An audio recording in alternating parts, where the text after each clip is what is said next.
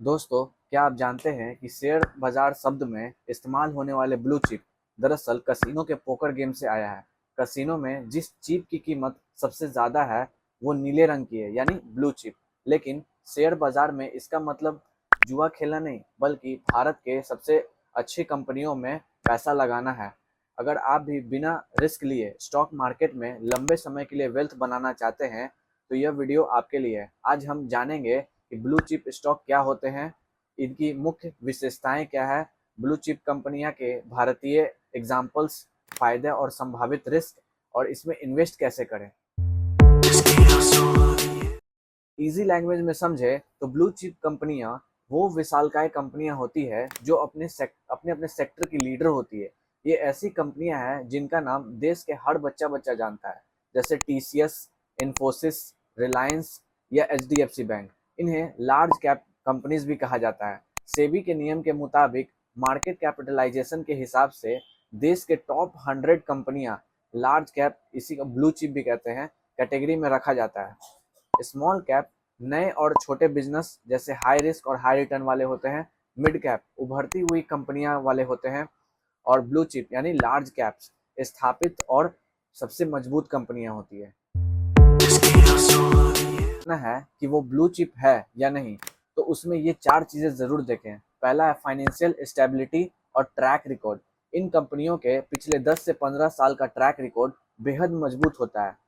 वो मंदी हो या महामारी, वे हर तूफान को झेलने का ताकत रखती है।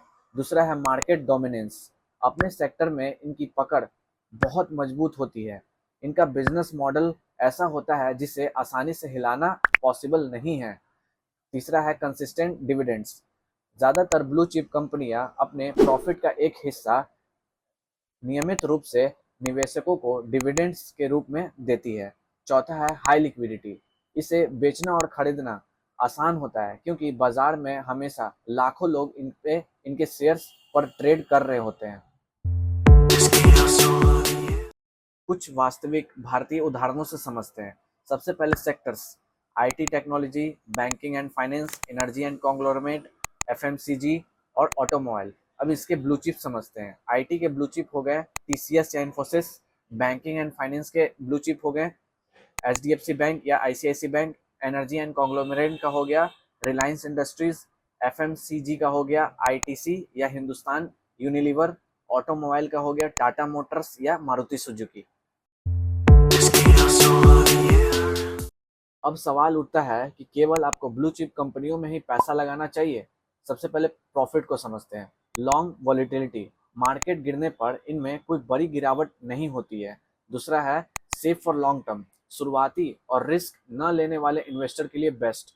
तीसरा है स्टडी रिटर्न्स प्लस डिविडेंड, स्थिर रिटर्न मिलता है और लगातार पैसिव इनकम। अब आते हैं लॉसेस पे। स्लो ग्रोथ रेट, ये कंपनियां पहले ही बहुत ऊपर जा चुकी होती है, इसलिए ये 10 गुना या 100 गुना रिटर्न रातों रात नहीं देती। ब्लू चिप कंपनियों में इन्वेस्ट करने के लिए 2 इजी मेथड्स है। पहला है डायरेक्ट इक्विटी। आप ज़रोधा ग्रो जैसे डीमेट अकाउंट में जरिए इन स्टॉक को सीधे खरीद सकते हो। दूसरा निफ्टी 50 इंडेक्स फंड या लार्ज कैप म्यूचुअल फंड। अगर आप खुद रिसर्च नहीं करना चाहते तो निफ्टी 50 इंडेक्स फंड में एसआईपी शुरू कर सकते हो। इससे पैसा आपका भारत के टॉप 50 कंपनियों में अपने आप बढ़ जाएगा।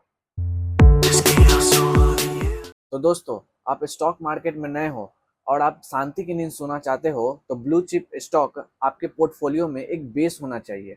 अगर आपको वीडियो अच्छी लगी हो तो इसे लाइक करें, दोस्तों के साथ शेयर करें और चैनल को सब्सक्राइब करना ना भूलें। मिलते हैं अगले वीडियो में, तब तक के लिए गुड बाय, बी सेफ।